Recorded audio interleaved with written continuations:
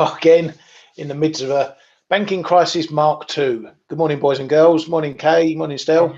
Morning. Not much to talk about, really. Let's just wrap it. Yeah, exactly. Oh, dearie me. Out of one frying pan into the fire, or into another frying pan. We're going to get burnt feet. Can I just say something before we start? I'm seeing that Nick Gordon is saying, like, Ryan, my wife thinks you sound like Phil Collins.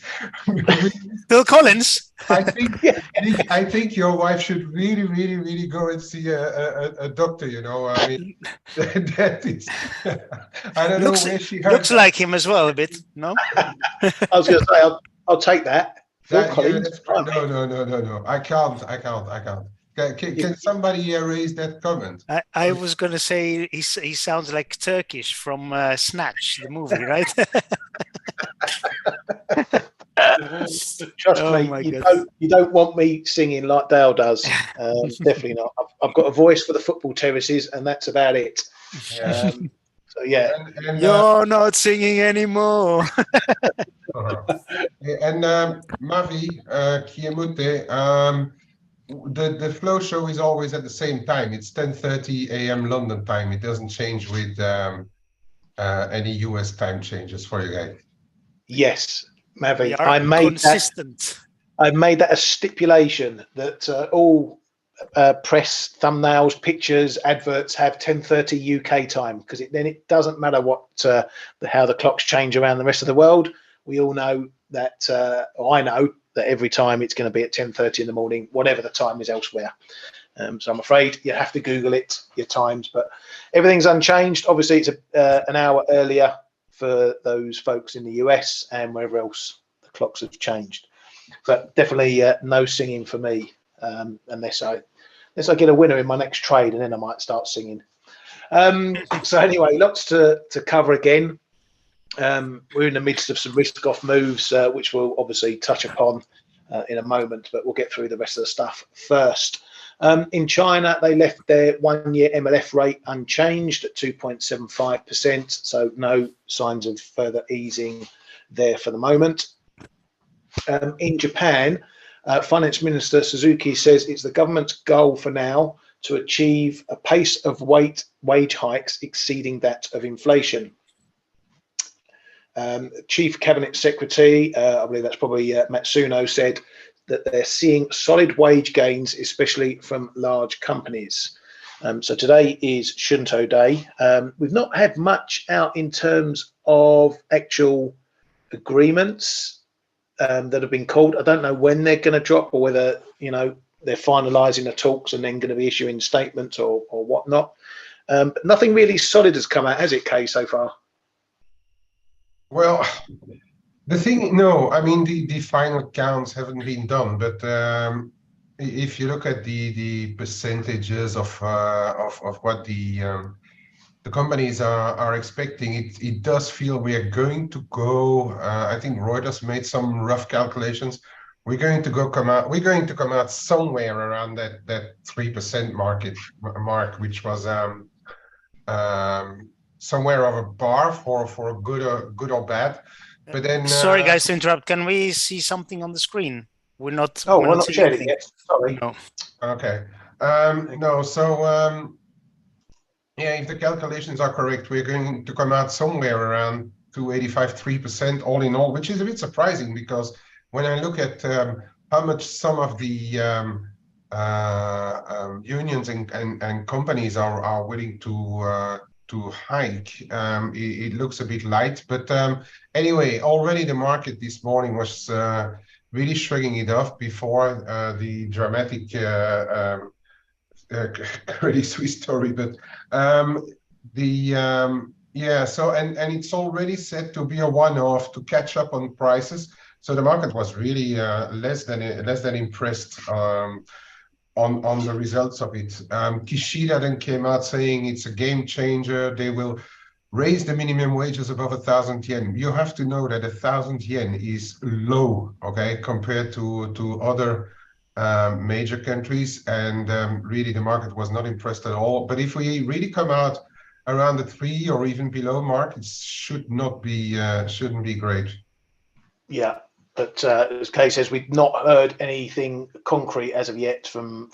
No. We've heard a few firms over the past couple of months saying they're doing this and that, but nothing full on from this. So we could get a surprise, and maybe hikes are up over 3%, but the market sort of looking at around 3% wage hikes, which means they will need to continue on that path each fiscal year. It's sort of playing a catch-up game, so they'd have to do similar next year. And obviously, if inflation is still running pretty high next year, then another 3% hike, we start to get into real positive earnings, other than the negative earnings in real terms that they're seeing right now. But it's, as with everything in Japan, it's never a quick fix. It's always a long drawn-out affair. So even this won't be the end of the story unless we get something really stratospheric for the wage details. But even so, and even among them trying to get wages up, the ruling party is still looking at fiscal considerations. They are proposing a 30,000 yen cash handout to low-income households and an additional 50,000 yen per child. That was Kyodo citing a senior party lawmaker there, so still heavily on the fiscal front there. Bank of Japan's Kuroda said that the BOJ must maintain current monetary easing, but there will also likely be scope to consider steps to address side effects of easy policy. Inflation expectations are rising. It's premature to show steps for an ETF exit now. We'll be moving to an exit once the 2% inflation goal is in sight. Not sure about the context of some of these comments. Could you put a slightly hawkish slant on these, Kate? We've heard of it before, but yeah, I was thinking too, but then, well, okay, I think we have to put all of this in the global context of him being on his last legs. But now that he didn't do anything on the last meeting, now his story is going to start to sound like he says, like, all right, we're ready to change something, but he's not in the driver's seat anymore.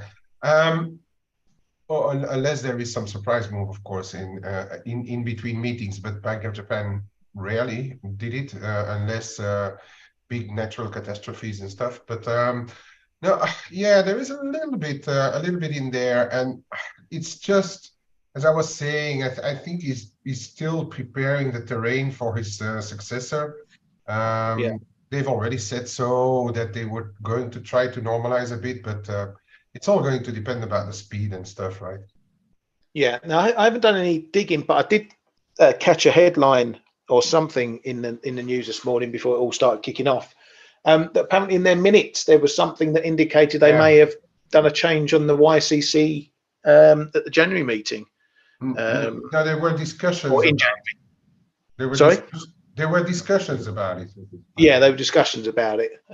So they are still keeping that under their belt, if you like, or on the table to do YCC again. So it wouldn't be a big shock, perhaps, if we got another move in the YCC, depending obviously on what inflation's doing. So we already know they've gone once. It is likely that they go again. That would be the expected move, another widening of the band there. Maybe our new mate Urida pulls that rabbit out the hat at his next meeting, but we shall have to wait and see. Back to our most favourite subject, Brexit. And remember that great deal that was struck, the Northern Ireland Protocol deal, signed, sealed, delivered, sorted? Not quite. Northern Ireland's DUP leader, Donald Tusk. How can you say this with a straight face? I mean, you have to laugh. I know. If I had my camera on, you'd see me shoulders slouched as I read this headline. The DUP leader, Donaldson, says, "It is my current assessment that there remains key areas of concern within the Windsor framework which require further clarification." On and on it drags.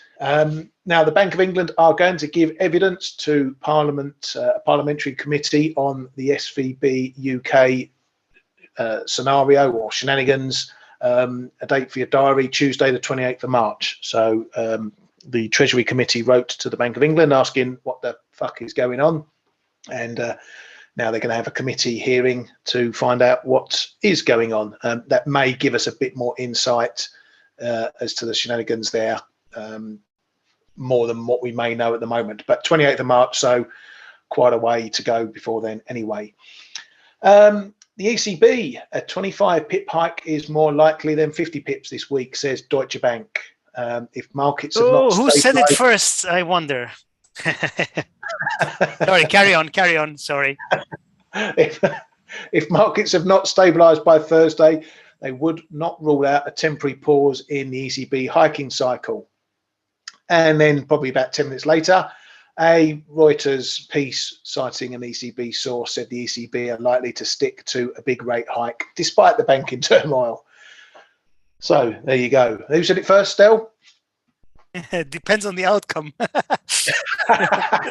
No, but seriously, you're seeing what's happening with European banks today. I find it very difficult for the ECB not to kind of try and prop up confidence, even though it's not the right thing to do, right? They should be doing 50. But yeah. I think they're going to succumb to the pressures if they persist until tomorrow, right? It's tomorrow, isn't it? Yeah. Let's see. Yeah, exactly. Now, all this stuff that's been going on, the FT had a piece saying that hedge funds have been stung by this bond market fallout from Silicon Valley. That a lot of funds had been obviously trading in the way of yields rising, the Fed going higher with rates, and that bets in the 2-year yield were around about twice those in other bond markets or other durations, and that has led to forced selling, which is why we saw such a big steep move in the yields, particularly the ones and the twos, absolutely cratering off from the highs that we were seeing before. They have recovered some, but I don't think we're out of the woods yet, as you can see from these moves at the moment. The 1-year yield we've obviously been keeping an eye on, hasn't been able to get above the Fed midpoint. Again, this is not a technical level. This is more of a sentiment level in terms of where the market sees the Fed going. One moment we were above 5% and sailing high.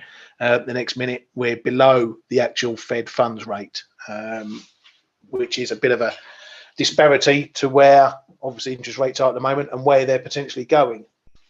But hedge funds apparently getting a battering, as we saw over the SVB stuff. Now yesterday we had obviously CPI, and as I mused, it didn't get too much attention, with the market quickly swinging back to the banking stuff, partly due to the fact that it all came in all in line. It confirmed the 6% expected dip from 6.4% in the headline, and the core dropping a pip to 5.5%. We traded that for about 10 minutes, and then we got back into the rest of the stuff. So looking at it, because we've got to put it in the pot for the fundamentals, the headline confirmed coming lower, but that core still looks a bit sticky. It came in lower as expected, but only a pip lower, and this is where the problems are maybe going to lie, in that core number coming down. You'll remember the PCE core number actually went up. So as much as the headline can keep coming down, central banks then switch their accounting view to looking at the core number, because this is the more domestically driven number. This affects things on the ground far more than the headline number does. So still sticky up there. Data that should suggest that the Fed continue with their hiking path. And as Stell mentioned, maybe the market may get a bit more cautious, or both central banks, ECB and Fed, get a bit more cautious with this banking stuff going on.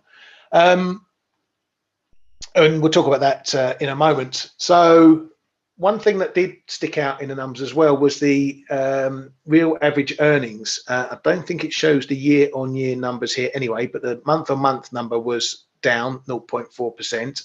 The year-on-year average hourly earnings was down 1.3%, not as bad as the minus 1.9 previously, but the real average weekly earnings year-on-year was down 1.9%, matching the prior minus 1.9%.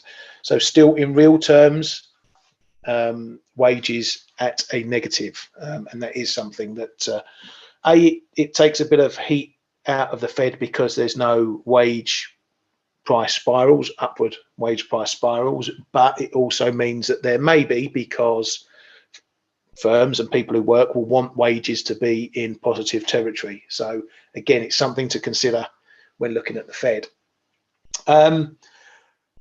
Fed's Bowman said that the banking system has strong capital and liquidity, and the Fed board is carefully monitoring developments. This was in a community banking appearance, so nothing to do with monetary policy because we're obviously in blackout, but past comment that the banking system is A-OK. Regulators apparently and the Fed are going to consider tougher rules for mid-sized banks after the failures of SVB and Signature. There is also, Democrats are said to be looking at repealing some of Donald Trump's easing of banking regulations that he put in place when he was in the hot seat. Senate Banking Panel Chairman Brown said he hopes the Fed will not change rates next week. So politicians trying to put their thoughts over onto Powell. Now, there's been some, before we get into the stuff that's happening, there's been some other geopolitical stuff happening overnight and this morning. And the US military reported that a Russian fighter jet struck a propeller of a US Reaper drone, forcing it to crash over the Black Sea. The State Department said they're engaging directly with Russians at senior levels to convey their strong objections over the Black Sea drone incident. And a US envoy in Russia said they conveyed a strong message to the Russian Foreign Ministry. The Russian Defense Ministry obviously replied, saying that Russian fighters do not use onboard weapons or came into contact with the US drone. Make of that what you will. Russia views the drone incident as provocation. Now, apparently, if stories to be believed, Russian jets hosed this drone with fuel and then somehow clipped the propeller on the back of these drones. I don't know how good a fighter pilot you're going to have to be to clip a 4-foot propeller on the back of a drone flying at 200 miles an hour, but take it as you will. The long and short of it is this was potentially a bit of a risk event yesterday, you know, directly between Russia and the US. It's all been calm, I wouldn't say calmed down, but it's all been a bit brushed under the rug. Nothing strong coming of that, but we don't want to be hearing of incidents directly between the US and Russia, or it will cause a step up in risk.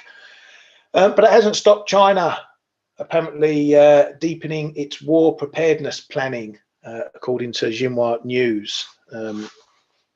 Again, this is the bubbling situation over Taiwan as well, whether China is going to make a move into that, but Xinhua prompting that the military will be deepening their preparedness planning. Right, so let's get into what's hitting markets right now. Just when you thought the US banking stuff had sort of passed by without any more skeletons dropping out of the closet, Credit Suisse is getting hit this morning. It's been getting hit for a few days now, partly because of their accounts and their statements that got delayed due to a phone call from the SEC citing some issues. They've now been audited, or these statements have now been audited and released. The chairman says that the government assistance is not a topic for Credit Suisse. But then we got a headline from the Saudi National Bank, who are a big shareholder of Credit Suisse, saying that they will give no more money or no more assistance to the bank. That was the headline that first dropped. The market didn't like that, saying that if the bank is in trouble, they'll be getting no help from one of their biggest shareholders. But on further looking at the headline, the reason why the Saudis won't give any more money is because it cannot go above a 10% ownership limit due to regulatory issues. So the market did. Ryan, Sorry to interrupt. You would argue that given that they are a big stakeholder, they don't want to make a statement. They want to say something that tries to limit any more damage, right? They have a stake in this. But yeah, sorry to interrupt. Carry on. No, it's fine, mate. It's one of these things. Do you believe them? Do you not believe them? The market, given everything else going on at the moment with banks, is taking it negatively, as you might expect. Yeah, but UBS, just quickly, mate. UBS were out with comments. They were asked about potential takeover of Credit Suisse, as is often the case when this thing happens, and they said pretty much, no, we're focusing on our own stuff. Meanwhile, credit default swaps are blowing out at CS, and the market gaze is purely on that. Sorry, Kay, go on, mate. I mean, but aren't the Saudis shooting themselves in the foot? Because if there is really a rule about the 10% rule, if the stock goes lower, they are forced to sell. Because there are outstanding amount of or unless because their outstanding monetary value that they put in there is going to be higher than the 10%, right? Or is it just calculated in stocks? But if you put 2 billion in a bank, which is 10%, and if the stock devalues by 10%, you should be selling some stocks, no? No idea. I agree with you on paper, but I don't know the ins and outs of these deals, so I've no idea what they need to do. There could be a tons of caveats in that and limitations, because also you can't just dump a load of stock without letting the market know if you're that big an ownership. Anyway, who knows? The fact of the matter is, we've come through, or we're coming over this US banking crisis, and now there's a lot of eyeballs on one of the supposed big boys, and if they go pop, that's going to create bigger waves than anything SVB and Signature Bank are going to cause. So how does that play into the Ryan? ECB? Sorry to interrupt you once more. Just one more thing I wanted to add regarding CS. There's been a lot of chatter about UBS acquiring them or merging or whatever, and they did make a statement like half an hour ago where UBS CEO said our strategy is organic, we are focused on ourselves. So that kind of takes UBS out of the picture as well, and that's, I think, what's pushed CS was trading like down 10% on day, now it's down 20, so it's not looking good. Yeah, exactly. So it does put some focus onto the ECB, as Dale mentioned, and I still maintain if either the ECB or the Fed don't hike as expected, maybe the ECB only go at 25 instead of the 50 expected, and they cite these banking problems as the reason for doing so, that's going to extrapolate over to the Fed, i.e. the market will then almost take for granted that the Fed is going to do something similar, or at least be as cautious. If the ECB go ahead and hike 50 tomorrow, but say that obviously they're watching the situation and they're ready to step in and help out or do whatever's necessary, that also will change some of the less hawkish Fed expectations that the Fed will stop or slow hikes as well, and the market will think, well, if the ECB are carrying on, the Fed will carry on as well. But this Credit Suisse stuff needs to be monitored. Whenever we get problems, financial problems, Credit Suisse are always in the frame. So we've been here before.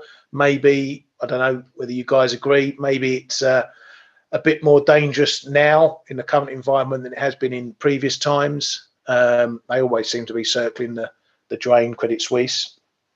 But for the moment, it's risk off again. The market taking a very dour view of this, coming on top of all the rest of the banking stuff. Should we be really worried about Credit Suisse, or is this just another, another time when Credit Suisse, everyone decides to batter them? No, I think this is a worry. Just because of the whole European sphere involvement in Credit Suisse, and it's already happening. BNP Paribas, SocGen, the French banks are already limit down. I think the market made quick calculations that if Credit Suisse would really go down, that's bad news for the European banking sector right now. And it's a different animal than SVB. I mean, it's uncomparable. They are a much bigger organization on the global risk board. No, I think it's no, it's a big deal. If they really go down under, it's a big deal. But then again, well, I think we can expect now some really urgent meetings again all around Europe to see what's to happen with it. And I mean, we can speculate on a lot of options here. Either bail them out, either find a white knight, find buyers, most likely. But yeah, there's a lot of speculation going around. But I think this is not good news, especially looking at how fickle the markets already are. If you look at even not talking about, you mean European yields just priced out 30 bps of possible, and it's even more now, 30 bps of possible hikes. But it's even dragging the US yields down. I mean, we before the Saudi headline, the US 2-year yield was trading at 4.40. We're trading at 4%.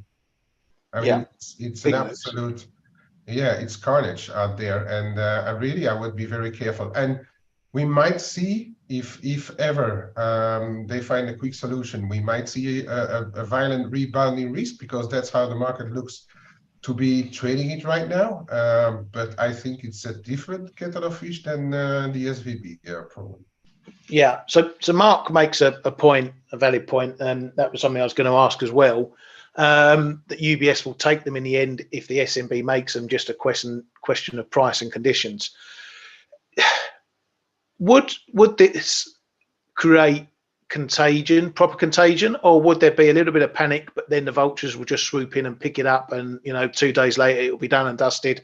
Credit Suisse is no more, it's part of UBS, part of whoever, and there's no worries about other banks, because Credit Suisse is a bit of an island on its own, isn't it, in the banking sector, in terms of all the problems it has. Well, if you were in the US, ask Bill Ackman, but on the European continent, I don't know. Is Georgie still in the picture? Soros, he may have a say. Yeah, I'm just wondering if we get a headline, CS is bankrupt or whatever, or stops trading, but it's resolved pretty quickly with someone coming in and sweeping them up, rather than spending weeks worrying about whether other banks are going to go pop. It just becomes a bit of a flash in a pan move. Like Mark says, UBS swoop in, they can pick it up for peanuts instead of paying good money for it. They fold it in and we're done and dusted in a week's time. I don't know. I think it's something to consider, that while the market may get hoppy if they go pop, it may not be something that lasts too long, because the vultures will be swooping in, as I say. But it is what it is for now, and we need to trade it. So what's been going on? Well, dollar yen was looking pretty up towards, let's get a bit of a cleaner look at that, up towards 135s. Managed to stick its nose above. Now it's been slapped all the way down to pretty much the low 133s. So we're not out the woods on the fear and where the yen is going and where risk is going. I didn't put a bit of a note in the chat room this morning saying that how the market is going to remain a bit skittish for the foreseeable. There has been nothing more on the US banking side really that we need to worry about in terms of other banks going, but people are still on watch for any further fallouts. It's going to be a tough ask to get the market going back to where it was before. The case in point with yields. Even if the Fed, even if the ECB stick to their guns, ECB hikes 50, says they continue to hike. Fed hikes 25, says they're going to continue hiking. It's going to be a tough ask to see things like yields getting back to these highs, at least in the short term. as we said from the headlines, hedge funds have taken a battering on those bets. They're not going to be rushing back in to those very quickly. It's going to be tough to see the 10-year yield getting back to that 4% mark and above. It may creep up there, but it's not going to happen in a couple of days. So I think you're going to need to look at the markets with a risk-off tone for now. That perhaps any rallies in risk get sold off. S&P's getting battered again. I did jump into a long and made a bit of money yesterday off of this. I got in at 38, 88, 87 because I thought that the market was going to be a bit positive yesterday with all the banking stuff and no further problems, and we got the rally up there. But look at it now. Now we're busting back lower because of these risk moves. So there's enough here for both sides. If you're stock shorter, if you're risk shorter, you're going to make money. If you want to buy the dips, you're potentially going to make money, but you've got to roll with the punches on this one. And I'm not staying in any trades longer than I need to. I'm taking profit, partial or otherwise, when it's on the table, locking in the rest as quick as possible. As for trading ranges,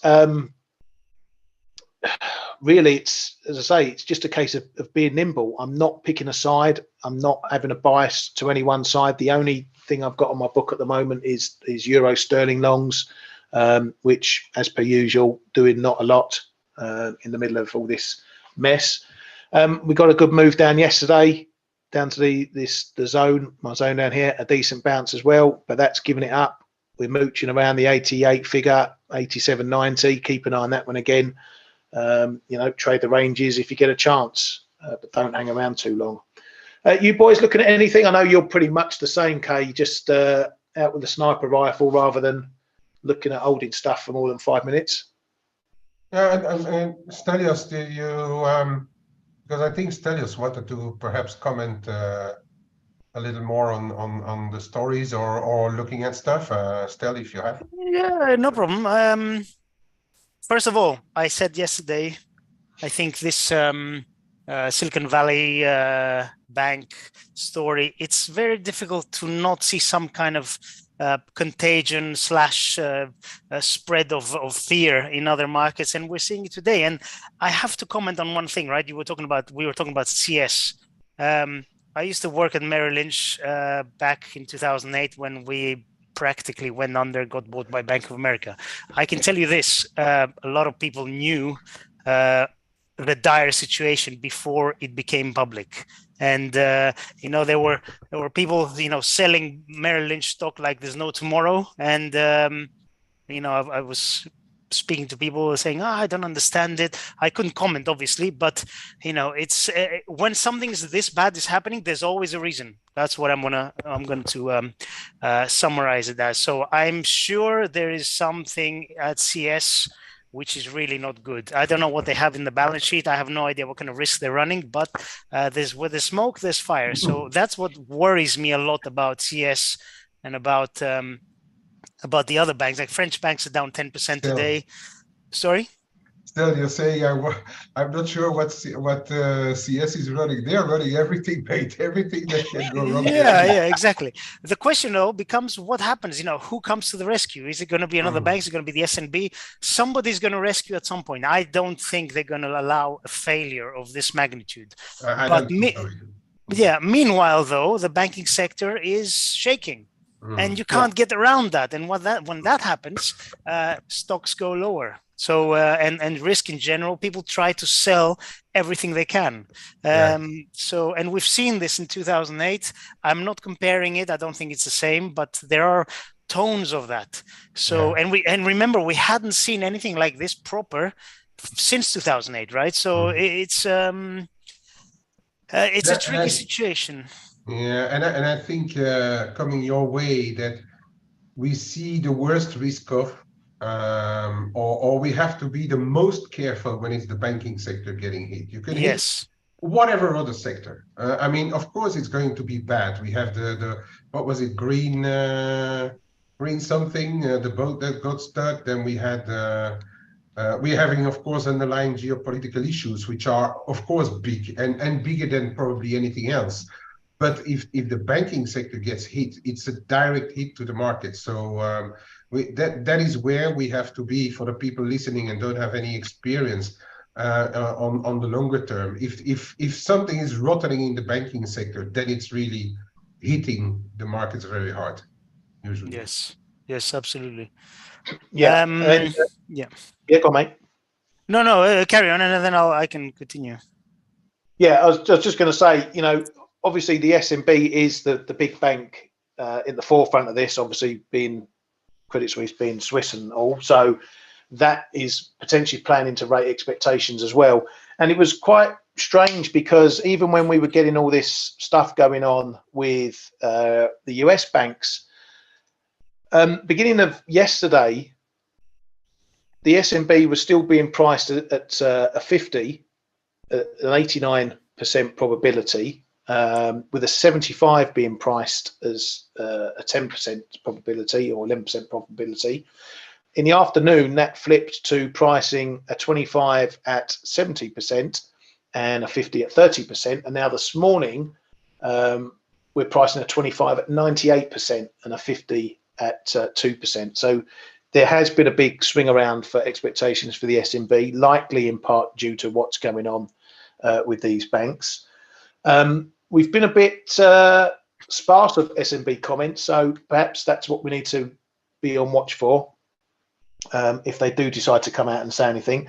It's funny though, because this stuff, it's not come about because of any exposure to SVB or anything like that. It's come about purely because of these inconsistencies in their, their year-end financial statement that had to be addressed and adjusted, and they've been audited now. What exactly is driving this stuff in Credit Suisse? Do we actually know? But it's been going on for years, Ryan. It's just one on top of the other. And now this and the market just had enough of supporting them. There's been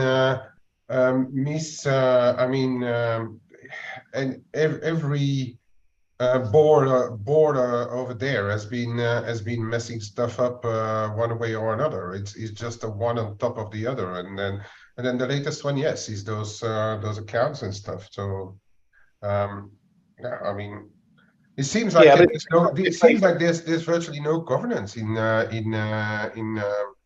Credit Suisse, and where they should have strengthened all their internal rules and accounting and bookkeeping, they just failed to do it. And yeah, I guess if there was a statement saying they've got 50% exposure to SVB, then you could understand it. But I agree with what you say. I just don't know if there's a real catalyst for why we're getting this move. Something actually intrinsic. So it could be that nothing happens and it all recovers a bit once we get over these jitters today. But who knows? We can only trade what's in front of us. Kay, do you want to have a little look around? Well, was there? I was just Ali. If SNB changes his mind, can we see Euro Swiss back at 101? There's something where we tend to forget. There's a bank we tend to forget about, and a lot of people might not even know what they are doing. But there's the central bank of the central banks, which is the BIS, which is also based in Switzerland. It's the Bank for International Settlements, and they may be part of, if it gets to a global crisis, let's put it that way, they will probably be part of any discussions that other central banks may have, and they have the power of putting regulations in place as well. So we may keep them in mind. I'm not saying that they will be involved, but I think the BIS is perhaps even more than the SNB as such, because I think the SNB may be part of a governmental plan, but the BIS has international powers, and they could be part of any discussions, negotiations around Credit Suisse, in my opinion. Well, funnily enough, the SNB have just commented on Credit Suisse after the drop in stock price by saying no comment. Oh my God. So don't give a monkey's, old Jordan. He'd probably go and buy it himself as part of his retirement fund. Okay, and then the comment on the Swiss franc as a currency. Right, there's two possibilities, and we have seen that in prior crises. There's actually three things that we should consider. We've seen that in prior crises, and the biggest one was unfortunately a big natural event, which I lived actually live, because I was over there, is when the Japanese companies had to repatriate massive amounts of yen over the big quake. Because they just didn't know how much rebuilding, how much damage there would be, how much rebuilding there would be to be done. So you had this massive repatriation flow in Japanese yen. This is a different event, but the result could be exactly the same. So if people decide to because Credit Suisse will have foreign investments, involvement in a lot of stuff. If they decide that Credit Suisse has been, they may have to close positions, and that may involve big repatriations of Swiss franc at first. Secondly, the Swiss franc is still seen as a risk currency, so I'd say be a little bit careful right now with what is going on, because we may see repatriation flows, although they may have happened the past few days because Swiss franc is already stronger. But I do think that in the end, once it's done, and once the repatriation flows are done, I'd say there is a fair chance that Swiss franc would weaken a bit, because it's their second biggest Swiss bank. But yeah, it could happen in several stages, and how or when those stages will pan out is a bit of an open question to me. And obviously, then you've got to take, in this situation, you've got to take the SNB into consideration, playing both sides of the market. Well. So it's not like other central banks will leave it alone, and any repatriation will take the prices where they want to take them. But you've got the SNB potentially sucking any volatility out of any of those moves. So it could be a mess. Yeah, I mean, Swiss franc. Yeah, Swiss franc may be the toughest currency to trade in all this thing. Actually, yeah, because if you think, I don't know. I mean, intuitively, I would say, sell Swiss, but and then is it Euro Swiss that you want to buy, Ali? If all the European banks are involved in Credit Suisse, as we've seen already, the BNP and SocGen shares coming off, do you really want to buy Euro Swiss, or would you rather sell dollar Swiss also? I don't buy dollar Swiss also. I don't know. Yeah, and have to be careful what's going on. Demetrius just mentioned it, but let's not even mention Swiss yen. That's going bonkers. But that's the. You want to get out of one frying pan into a fire. That's one for it. So yeah, Stel, did you want to have a look at anything or take anything, or shall I just pass the baton to Kay? I can. Do you want me to look at stuff today and then Kay resumes tomorrow? What you go ahead, mate. What do you want to do? Okay. Yeah, you go ahead. But yeah, go ahead, Stel. Be my guest, my friend.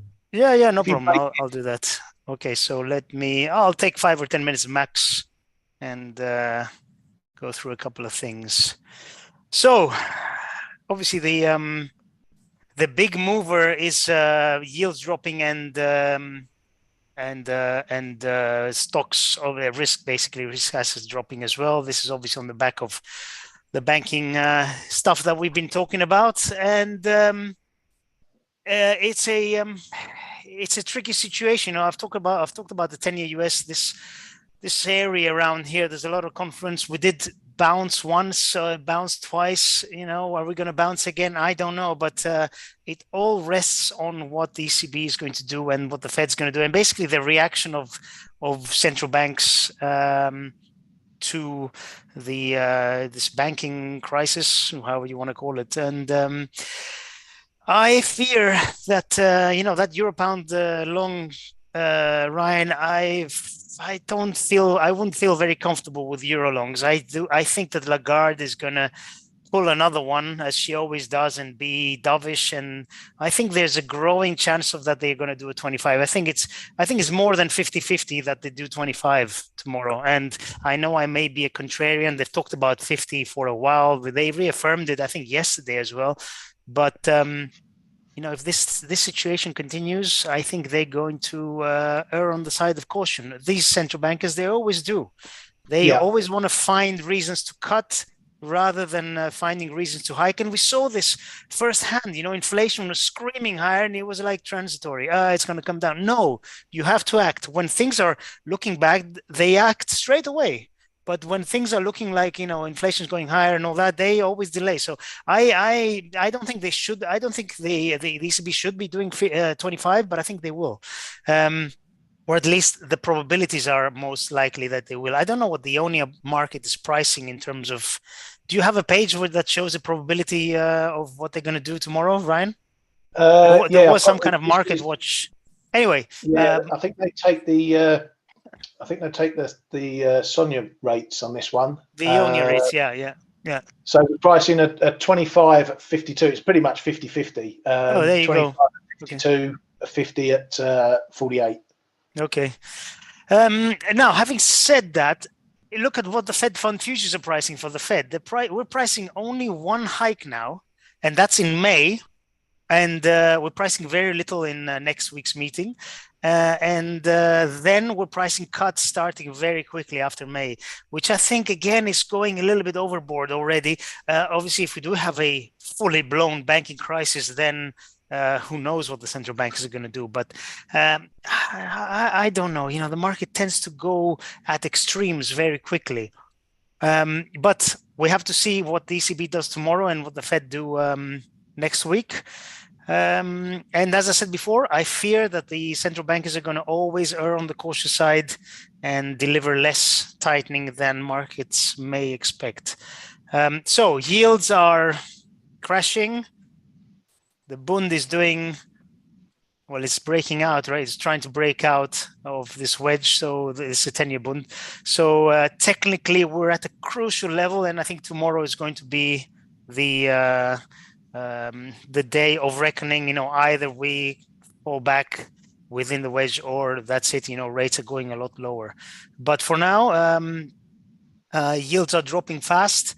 And risk is also falling. And, we talked about 39, 35. I wrote it on the chat room. I tweeted about it. And I think we stopped. Where did we stop yesterday? 39.36.7. There you go. So that was a I mean, look at this technically. The 200 DMA has been touched 3 times. It was perfect. Anyway, it looks like it's risk off, and until the banking situation is resolved, I don't see why we shouldn't be selling rallies. I said yesterday, I think the path of least resistance is go higher, but obviously this situation with the CS and the French banks and all that had not materialized as it has been today. It was a lot calmer yesterday. So it's a very tricky market to trade. And I think, as Ryan said, you get a trade going your way, take some profits, unwind, scale in, scale out. You have to be nimble. I don't think this is the time to be holding, 6-month trades, although, this is what I want to do eventually with silver, but that's a different story. Now, the other thing I want to talk about, cryptos are actually very resilient. I would have expected at least Bitcoin to be dropping a lot faster than this today, given risk off. But it just goes to show when there's a problem in the banking sector, people try to move their funds to anything else, right? Anything else, tangible or not. Get it out of the banking system, or get it out of deposits, or do whatever, and buy anything. And I'm guessing that cryptos is one asset class that has been the recipient of that. And by the way, I don't know if you guys saw the Silicon Valley Bank aftermath. So Bank of America getting 15 billion in new deposits. Amazing. So there's going to be consolidation in the American in the US banking sector. Isn't the crypto space always the banking anti-banking. Well, that's one of the principles, I guess. But yeah, I mean, cryptos have been doing very well. I have to say, I'm very, very surprised by that. Usually, Bitcoin, the S&P goes down 1%, Bitcoin goes down 3%, and they have been doing very well. So I have to, give it to them. They have been doing well. Euro pound, we talked about. I know you're a little bit long. I think I would be very careful going into tomorrow's ECB being long euros. Obviously, now pricing 50-50 for a 25 or a 50, you're going to get a move either way. So the euro could well spike if they do 50. But, it could be a dovish hike, a dovish 50 by the Lagarde. Who knows? That's the thing. Sorry? That's going to be a shock if they do 50 tomorrow. I think so. I wouldn't like to be long bank stocks if they do 50 tomorrow. Yeah. Yeah, it's all about confidence. I think I really think, knowing what I know of central bankers for the past 20, 25 years that I've been trading, I just don't see how they're going to be hawkish. Having said that, today's inflation in what was it, Spain, France, higher than expected. So there's a problem. There's a big problem out there. They're going to have to solve it somehow. Yeah. The euro dollar, coming down, but again, I've talked about this for a while. I still think we're in a range, and I know it's a wide range, but yeah, it's a tough trade. I don't have any positions in that. Metals I like, obviously, in times of distress, gold and silver do get inflows, and that's what we're seeing today. Gold is up, silver is up a little bit. Platinum on the other side, industrial metal a lot more than gold, and perhaps silver as well is getting getting whacked today. But overall, I still like metals. I'm long silver. I'm now nicely in the green, but I'm very careful about developments if I see any kind of panic move, because you know how it happens, right? People will sell anything. Look at 2008 when the crisis hit. Gold and silver got hit really badly, and then they just flew. So have a look at that actually. So this 2000, actually maybe not a quarterly, monthly is a lot better. I remember this because I was trading at the time. So from February to November, gold went down from 1,000 to 680 or 700. That's a big drop percentage wise, and then that was it. It was liftoff. So I'm wary of such a move happening again if the situation continues to show signs of 2008. But yeah, let's see. That's pretty much it. I mean, currencies, I am still looking at the dollar MEX. I want to sell it, but obviously I'm not touching it here because the dollar in times of distress is going to be, there's going to be inflows. There seems to be a big level around 1910 and 1915. We tested it twice. I should have sold it there. I've been looking at it, but I kind of chickened out.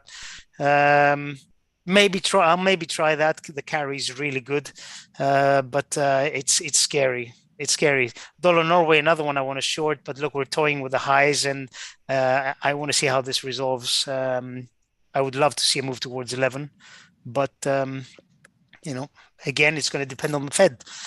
So that's roughly what I'm looking at. I don't have any immediate ideas, and the only trade I'm really running is silver longs at the moment. So just sitting patiently. And that's it. That dollar MEX is a good marker for risk at the moment. We spoke about it yesterday. If you want to fight a trend, if you want to fight this risk off stuff, and there's a few things you can do it in, like the S&P's down into 38k. You've been highlighting the big figure tennis, 38, 39. Those highs were made in the MEX over all this banking stuff, and everything that's gone on, it hasn't been able to take out those highs. So it gives you places, if you want to trade, that's where you can set your risk against, because the market has gone there once. He said that's enough. It tried there a second time. He said no, you're not. The S&P's got down to 38, 11 or something yesterday or Monday. couldn't get any further. We're having another look today. Can't quite get down there. These are the levels that the market's saying, okay, we're going to trade the risk, but that's as far as we're going to let it go. And if you want to fight some stuff, always look for a reason. And your reason is in the price action. And the price action is giving you levels that says, right now, we're not going through these levels. If the price goes through that level, then fine, something's changed and you get out the trade. But if you want to fight some of these moves because that's the way you're inclined, let the price action do the talking and lean against these levels that are being defined for you. Yep, that makes a lot of sense. So those are the level. That's the level I'm looking at, and I'm going to be. I think depending on how things go, I think I'm going to be taking a short, but with a pretty close stop. Yeah. You know, I don't want to risk too much on a trade like that, especially on a market as moving like it is now. Yeah, definitely. Anyway, I'll give it back to you. I didn't have much more to say. Yeah, you got anything in particular you want to flash at us? No, I think we covered it's just risk, right? It's risk in the global term. I'm also looking at the clock. It's just risk. I mean, just without picking the screen, 133.5 is about the top end. Is where the top of the daily cloud lies in dollar yen. Keep an eye on that level. There's a bit going on in this 127 in cable we are turning around. And dollar rand holding very well the low 18s. Something to keep an eye out. And then, sorry, I'm rushing through it, but dollar makes look at 19.1025, I'd say. And what else? Yeah, euro is just probably going to be the lows of the latest move. I'm not going to touch it with a stick anyway. But we can see if any white knight comes on the scene, or if we get this some official comments that they are saving saving the world. Euro will probably rally, but if we'd ever see a rally into tomorrow's ECB, I guess that will be the top, and it's going to go lower again. I'm starting to feel very iffy on the euro, and not only because of Credit Suisse, to be honest, but also the inability of really rallying against the currencies that I thought it would be rallying, like sterling, Canada, Aussie. It hasn't, even before the Credit Suisse debacle. Okay.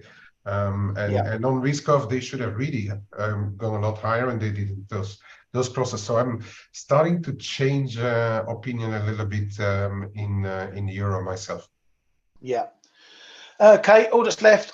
Keep an eye on the data. We do have some data out today. We've got New York Fed manufacturing, the first manufacturing data of March. So that's often watched. We've got PPI as well. Although that's probably going to play a bit of second fiddle to the CPI we got yesterday, but it can be a bit of a leader into CPI. And we've also got retail sales, which are expected to drop 0.3% from that Goldilocks number of plus 3% last month. So keep an eye on that one as well. There is still, as I say, data in the pot to be considered for these central banks. That's that for today. Let's hope for a quiet one tomorrow, eh? No chance. Thank you, Dale. Thank you, Kate, for all your valued input. And thank you to all the viewers as well for coming and watching us here. Cheers, guys. Thank you. Bye-bye.